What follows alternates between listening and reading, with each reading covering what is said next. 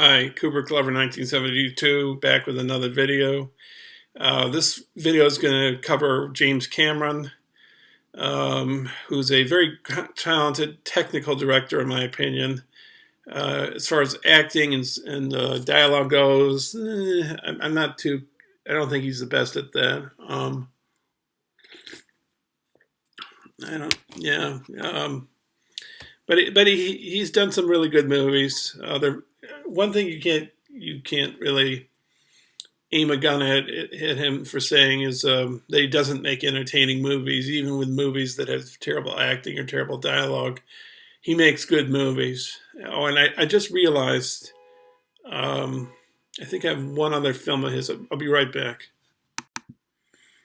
So I'm back. Yeah, I remember that I had another one. I don't think it's a special edition because it's one of those movies that comes with another movie, So, and the other movie is not a James Cameron movie, but you'll see it when we get there. So, anyways, let's start it off. Here's one of his most famous movies, probably the one that brought him to prominence, The Terminator. This particular movie, I think, although Terminator 2 is a better action movie, I think Terminator 2 and Raiders of the Lost Ark are two of the greatest action movies ever made.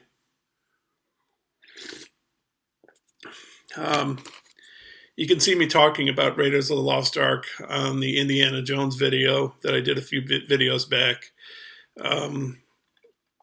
Anyways, this particular movie that he made, this is good acting and good dialogue, I think.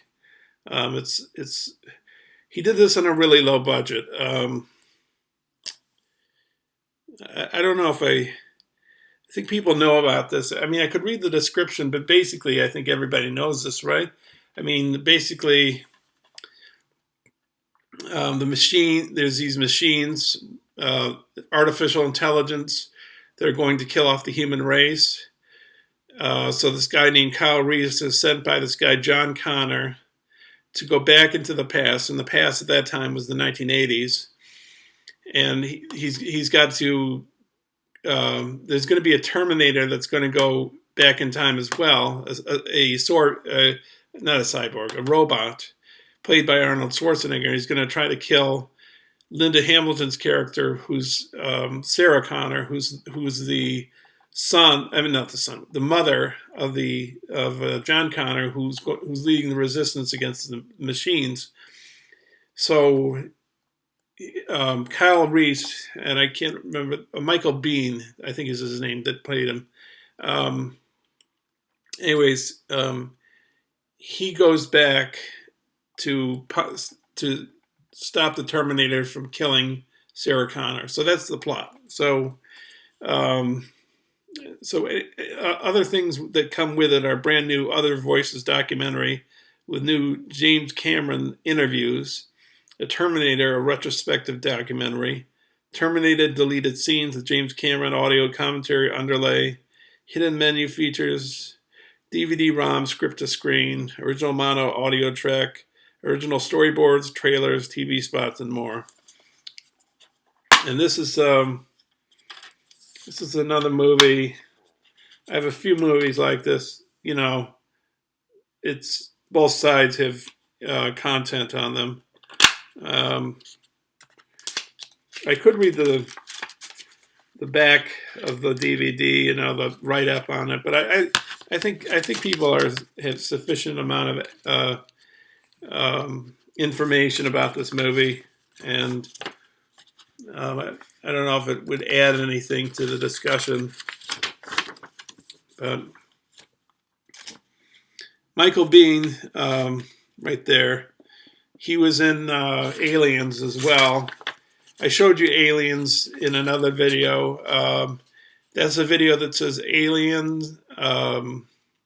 What else was it? Nightmare on Elm Street, and what was the other? It was three of them joined together.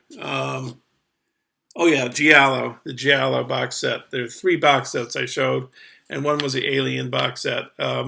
So I just remember that that's another Cameron movie, Aliens. So if you want to get some information what I think about Aliens, I don't know if I said a ton about it, but if you want to, get my thoughts on the Alien franchise, then that's where you would go to find that out.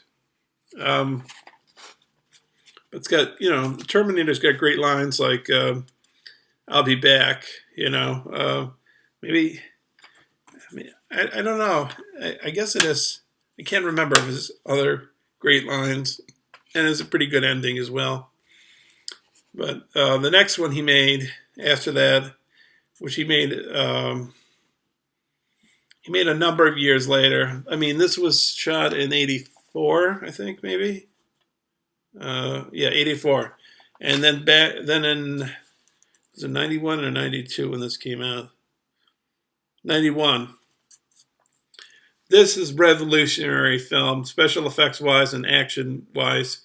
I haven't seen all the action movies that are legendary. Like I've seen The French Connection. I can't remember all of it, but the car chase scene under the subway is pretty memorable in The French Connection. And I've never seen Bullet with Steve McQueen, but I've seen clips of him driving his car up and down the streets of San Francisco, and I know it's supposed to be considered a great action movie.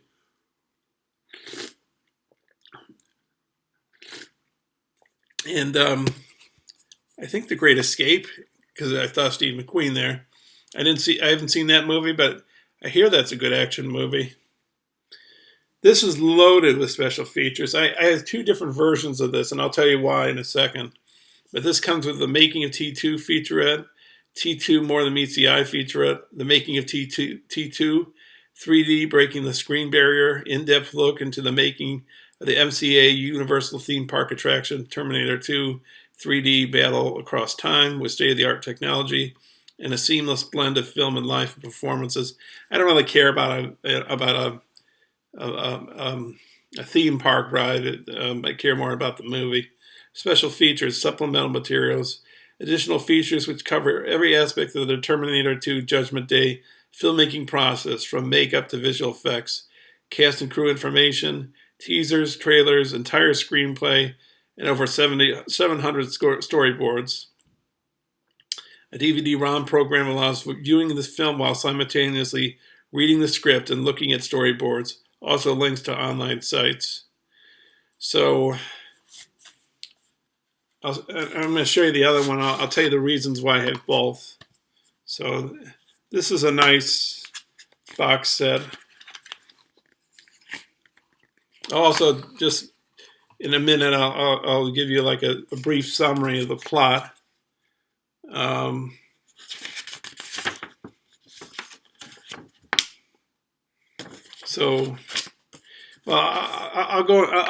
talk about the plot right now.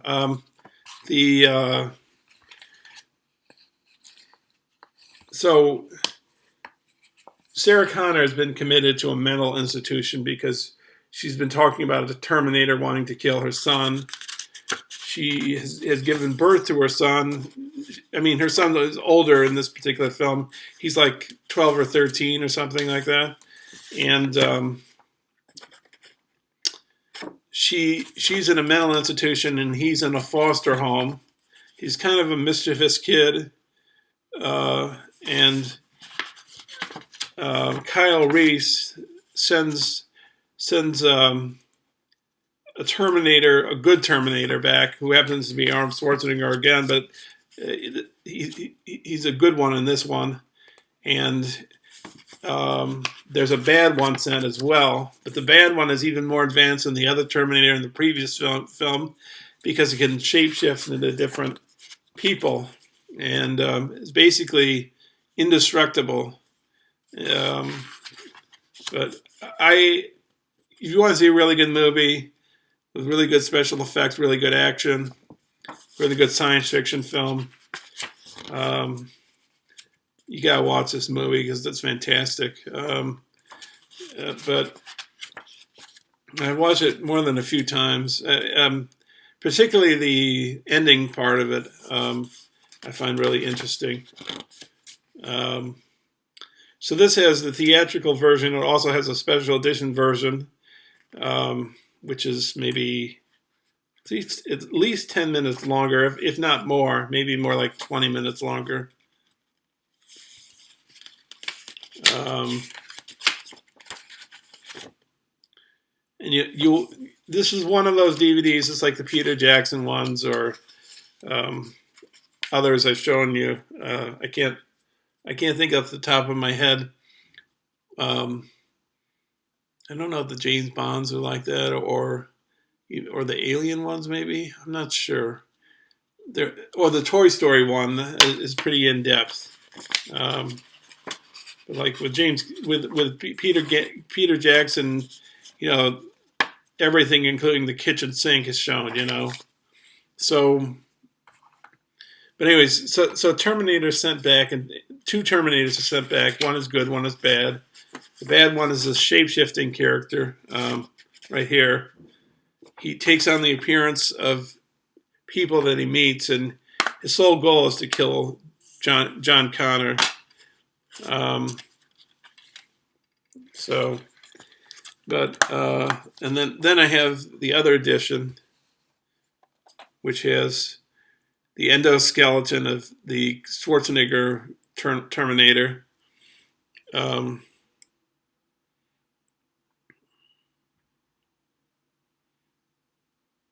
It says all new audio commentary with James Cameron and co-writer William Wisher. Extreme interactive mode with graphic commentary and rare behind-the-scenes footage. So,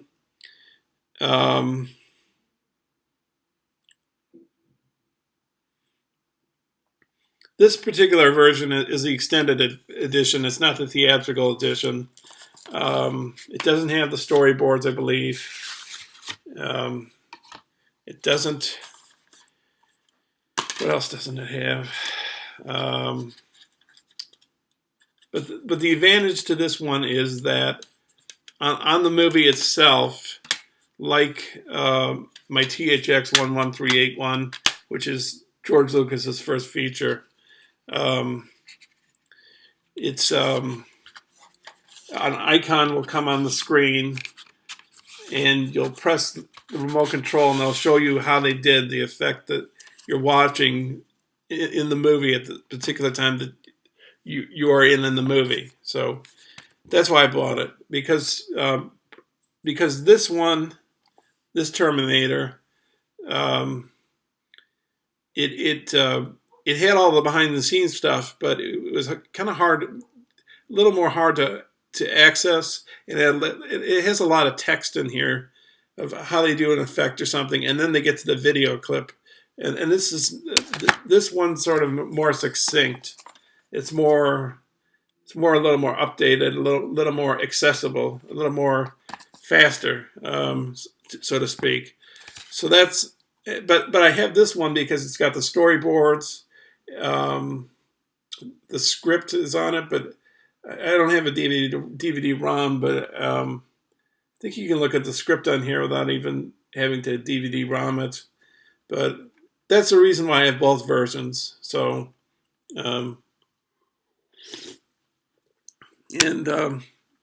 yeah, so that's why I have both versions. And the end part of the film in Terminator 2, there's a helicopter that goes underneath a highway bridge and then comes out the other side. And I'm just thinking that shooting that highway scene at night, that must have been quite a challenge to shoot. Get all those shots, the safety of the stunt people. Like going underneath a bridge with a helicopter and making sure that the blades don't hit the sides of the bridge. That's pretty hard to do. And then the special effects of the steel mill when the Terminators and John and Sarah Connor get there at the end of the film. The special effects used at that particular point in the film are just unbelievable, and I still enjoy them today, and they haven't lost their effect on me. So the next film he made after Terminator 2, I don't know if it was right after, but it's one of the films he made. is True Lies. This also has Mr. and Mrs. Smith. It just came with Mr. and Mrs. Smith. I think I bought this because it had Mr. and Mrs. Smith on it. That's why I bought this one. Um, where I work at the library, they have DVDs, used DVDs or new ones, and Blu-rays as well for sale. So it was cheap. And I got True Lies of this, and I've seen True Lies, and it's an enjoyable movie. Arnold Schwarzenegger is again in it, and also Jamie Lee Curtis and Matthew Arnold, I believe, is in this as well. I can't remember all about what True Lies is about. I'm going to read this to you. Directed by James Cameron, Titanic, Avatar. True Lies is an exhilarating mix of nonstop action and romantic comedy. Arnold Schwarzenegger stars as Harry Taskin, a lethal special agent whose wife, Jamie Lee Curtis, thinks he's just a boring salesman. When Harry's two worlds unexpectedly collide, the couple must fight to save not only their marriage, but their lives. So, I see that the seal on top is still there. I just broke it, but yeah. So you had the Mr. and Mrs. Smith, and then you have True Lies right there. There's an interesting scene with like a hovering fighter jet in this movie. I believe some of this movie was shot in Florida, if I'm not mistaken. So next up, you have a film, I think it came out in 97 or 99. I don't know. I think it was 97. And it's an interesting movie because one of my favorite movies of all time came out, I think at the same time as this film came out, and this film overshadowed it.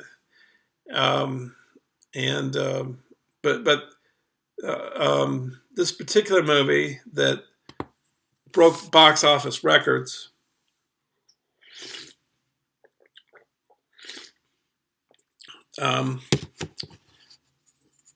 after it had its run in the theaters and its run on television and so forth. The other film that was showing at the same time in the theaters that didn't make a lot of money, that particular movie was a high-selling DVD. And that particular movie that got overshadowed by Titanic. Well, Titanic is the film that made the most money, but the other film that got overshadowed is one of my favorites, which is Fight Club. And we'll when we get to the towers, I'll talk about David Fincher and Fight Club and what have you. But since we're in Cameron, I have the special collector's edition of Titanic. It comes with this piece of paper that tells you what's on the disc. It's got 3 hours of special features, lights, camera, action. Director James Cameron gives you his unique insight into the making of this epic masterpiece. The stars speak out. Kate Winslet, Gloria Stewart, and Louis Abernathy talk about sailing into film history aboard Titanic. History in the making, an exquisite commentary that puts you back in 1912, the year the ill-fated ship sailed. Producers on producing. Producer John Landau and executive producer Ray Sancini shed some serious light on what it takes to recreate history. Branching out. Experience the film in behind-the-scenes mode with over an hour of riveting branching footage. Making the scene. For the first time, over 45 minutes of deleted scenes are available for your viewing pleasure. Alternative ending. The never-before-seen ending that almost was Brock's epiphany. The voice that launched 1,000 hearts. The magnificent Celine Dion's music video for the smash hit song, My Heart Will Go On. So, like Terminator 2, this is terrible dialogue. Maybe the acting's okay in this to some extent. Leonardo DiCaprio is a good actor.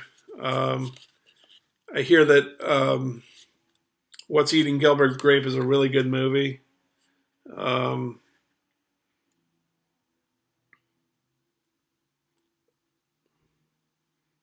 but he he wasn't bad in this. Compared to like The Revenant, he was, and I have that, and I'll also get to it when we get to the other bookcase. But The Revenant was a fantastic movie. Um, I loved it, and he did a great performance in it. And he's done some great performances in other films as well. Like The Departed. He was good in Gangs of New York and The Aviator. Um, Titanic, maybe not to that level, but it's still an entertaining movie. So it says the 11-time Academy Award winning epic that captured the world's hearts and imaginations. So it has historical commentary. It's got a cast and crew commentary by director James Cameron, behind the scenes featurettes. Um, yeah, Fox special, breaking new ground, press kit featurettes, 1912 newsreel, construction time lapse, deep dive presentation, videomatics, visual effects breakdowns, still galleries, and much more. And this goes into pretty good depth about how the film was made. They put a lot of work into this particular film. I'm going to stop it just for 1 second. My battery on my computers is about to get going almost to zero, so I got to plug my charger in, and I'll be right back. So I'll be right back in just a sec. Okay, I'm back. I've got the computer charging up as we're speaking. So I think I covered Titanic well enough. I think people know the plot. Obviously, when people went to see it in the theaters, they already knew that the Titanic was going to sink. But they created this interesting film where they took two characters that I don't think. Well, no, I don't. They didn't actually exist in. A few, no more than two. The Billy Zane character, the Francis Fisher character, they weren't real either. But they incorporated those few actors into the characters into the rest of the crew and passengers of the Titanic, who were real people. And so maybe I should just give a little bit more to say about this. But at the time that this film was shot, Titanic, the sets. Well, there's more than one set. There were like parts of the Titanic, which were smaller sets, I believe, and then they built the actual Titanic itself in Mexico. Maybe it was Baja. And anyways, I think by that time that was the largest set ever built in the world. And of course, as I've told you in the James Bond video, The Spy Who Loved Me in '77, that was the largest set ever to be built in the world at the time. Previous to that, it was You Only Live Twice and The Volcano. That was 1966, I think. So I think Titanic overtook it. So anyways, yeah. According to what some of the Kate Winslet says about it, and I don't know if Leonardo DiCaprio shared his thoughts on it, but there were scenes, as you might remember, where the water is getting so high it's getting to the ceilings of the hallway, and some of the actors are going underneath, are underwater. They have to go underwater to go to another part of the ship to get out of the water and get some air, because they die and suffocate and drown. And Kate Winslet says, I think she said that she would never work with James Cameron again because he was unrelenting, and I don't know if her life was threatened. Maybe I shouldn't say that, but it was a very stressful set. Let's put it that way. And yeah, so it wasn't it wasn't it wasn't maybe maybe her life was threatened a bit, you know. She would have been fine, but it wasn't a pleasant experience to get submerged in water and not being able to breathe for a few minutes. That could get on you, I suppose. Get on me, I would guess.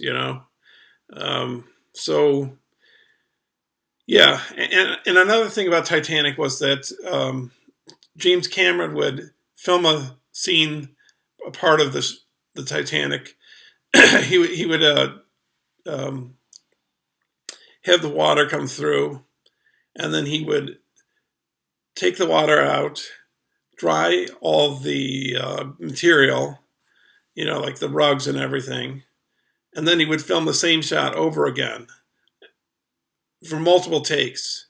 So I think there's only a few shots in the movie in Titanic where it was a one-take deal, like the scene in this big staircase hallway kind of thing. I think that was a one shot because it was just too hard to, not that James Cameron won't take on difficult stuff, but it was hard to redo that. So I think there's a one take deal for that one. So next up, we have the last one of James Cameron's that I have. Titanic, as I said before, was the highest grossing film of its time at the time, which is 97, I believe. But then he outgrossed it with another film of his, Avatar. This film I'm not wild about. I don't know. Maybe it's not a bad movie, but I don't know. The aliens, they're blue. People have said this is a story about John Smith and Pocahontas. If you want to see a good movie that is about John Smith and Pocahontas, and I'm going to show this later on. I showed it in Criterions that I purchased a few Barnes & Noble sales back. I think I bought it last summer. But Terrence Malick's A New World is a really good movie. But anyways, some people have compared the John Smith Pocahontas story to Avatar. But the blue skin looks kind of weird, and too much eye candy, like too many suspended mountains with waterfalls and these like pterodactyl kind of bird things taking the Na'vi, that's the aliens' names, around their planet. The military and the corporations trying to take advantage of the planet, and really sending it to its doom. I saw this in 3D. I guess it was kind of effective in 3D, but just the colors were kind of gaudy, and I don't know. It just didn't do it. I don't know. It's okay, but it's not really as enjoyable. Say Titanic is not really in a league with Terminator 2. So I'm kind of lukewarm on this movie. But it's an interesting film because James Cameron, he did a documentary on the Titanic after he did Titanic, and then he went on to tackle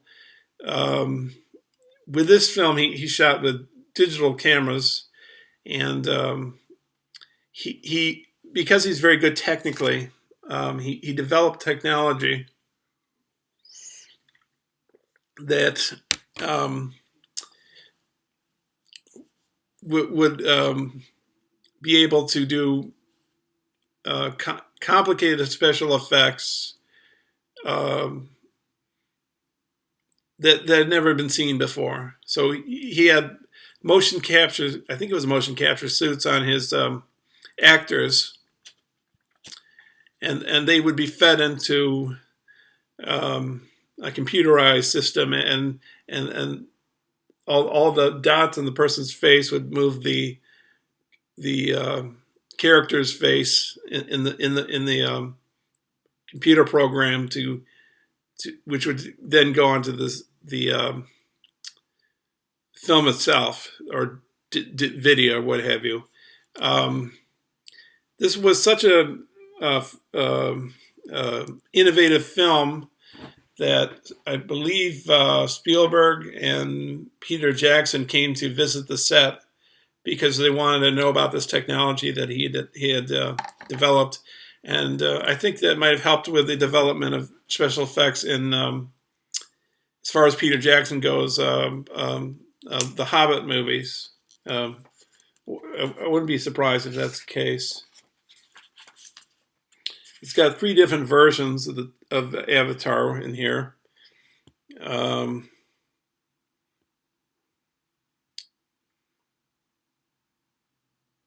it's got special features as well.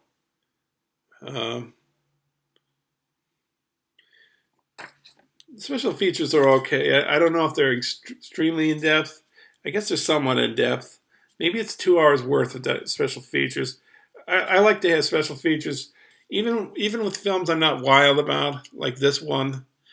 I love to watch special features because they can make it really a worthwhile watch, you know.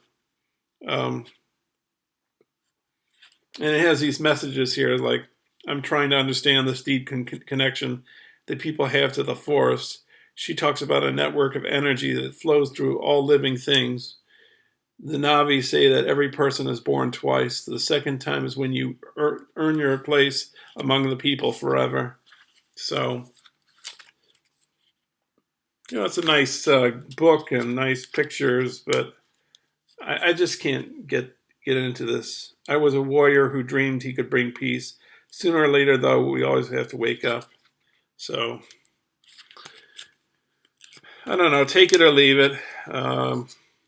Fly now with me, my brothers, sisters, and we will show the sky people that they cannot take whatever they want, then that this is our land. So this is, they also say, I believe the media, critics and so forth, have said that that this film is about a message about the environment, like destroying the environment. You know, like what will happen if we destroy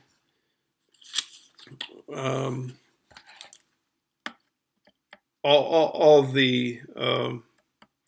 of nature and give in to greed and conquest and, you know, commercialization or whatever. This will, I think that maybe this film addresses that, but it's just too much eye candy. It's just I don't know. It's overload, and that's why I'm sort of lukewarm on it. So that finishes the video. This might be one of my shortest videos. I think it is one of my shortest videos. And as far as the DVD and Blu-ray collection goes. So we got Sin City, and we got the two, what I consider two of the greatest films of the 21st century. I think I'm going to put those together in one video. And then I think we'll tackle the top of the bookcase. So well, I'm going to see how many of these videos I can knock out tonight. I can at least knock out one more video, I think. But of course, then I got to upload it to YouTube, and it takes a little while to upload videos to YouTube.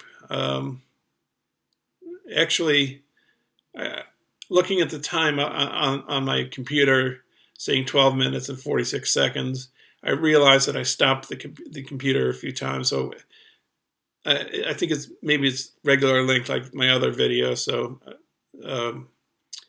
false call on that, I guess. But I think I'm at least to do one more video tonight. Thanks for your comments. I'm going to try to respond as soon as I can. I just haven't got around to it. But okay, so we're making our way, and okay, I'll see you soon, and thanks for watching. Thanks a lot. Okay, bye.